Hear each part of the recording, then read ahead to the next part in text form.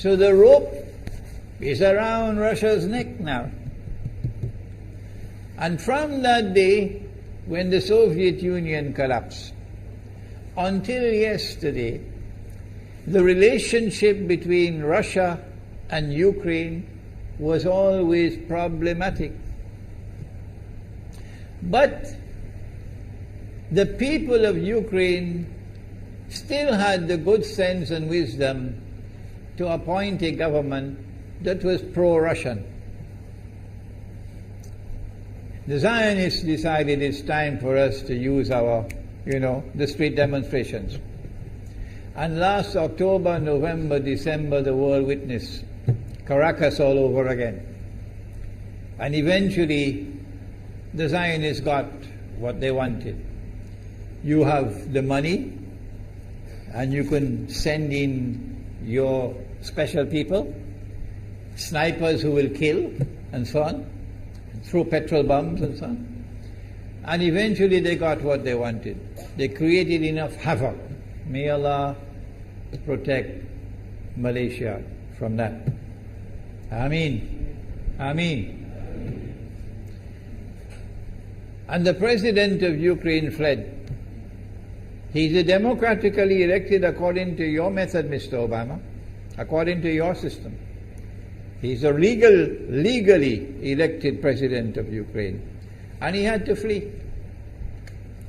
And these hypocrites in Washington and London and Paris, who would like us to believe that they are honorable men, they are not.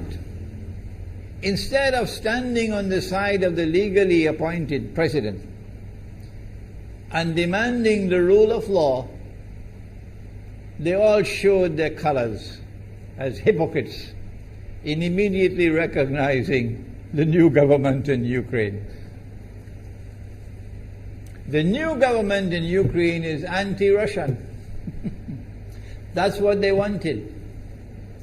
That's why they brought down the Soviet Union, to bring in a Ukraine into being as independent state, and then to eventually get an anti-Russian government in Ukraine.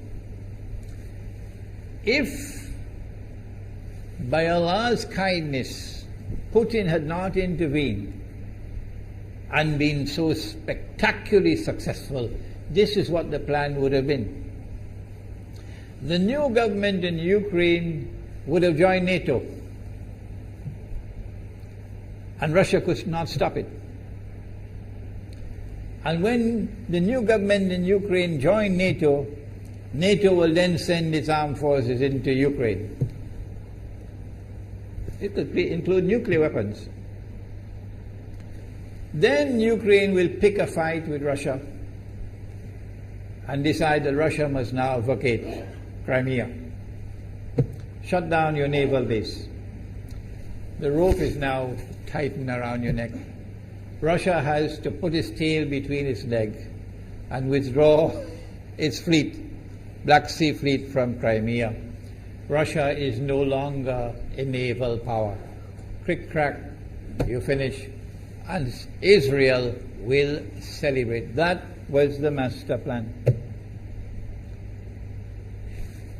But Allah planned, and Allah's plan was successful. And it is time for the Muslim world to recognize and to see, I cannot influence governments, so what can I do? Don't bother, you waste your time with governments. But the people can understand that this was Allah's plan. They planned, the enemy planned for so long, and at the last moment Allah intervened. And Putin was able to get the people of Crimea to vote in a referendum.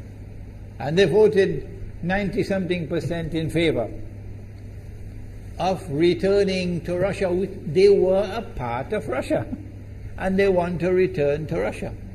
So Putin was successful in delivering to the Zionist movement the first defeat it has ever suffered, significant defeat, in the more than 100 years since the Zionist movement was established.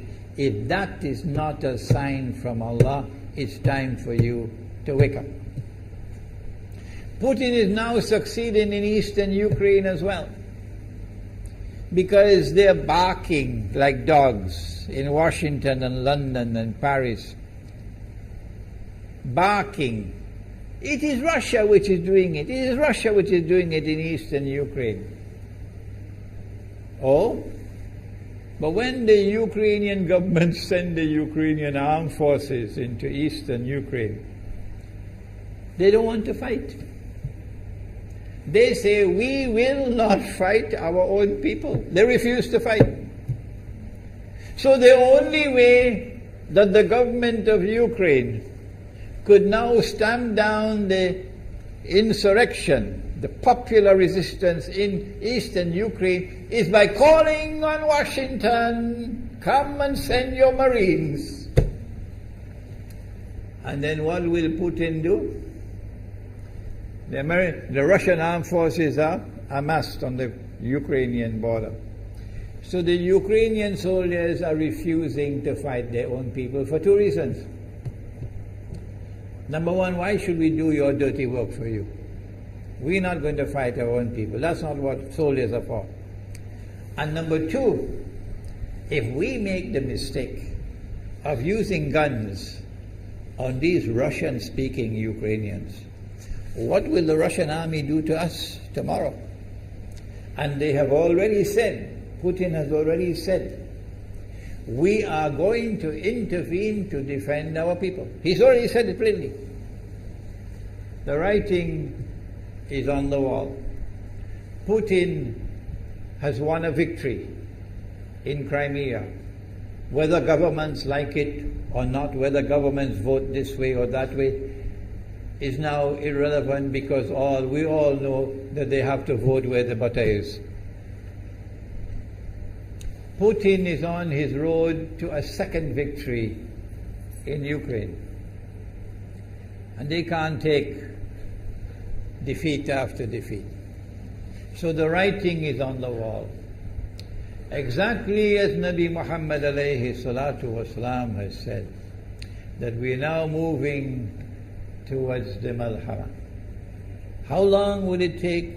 I don't know, and you don't know. But the malhama is coming.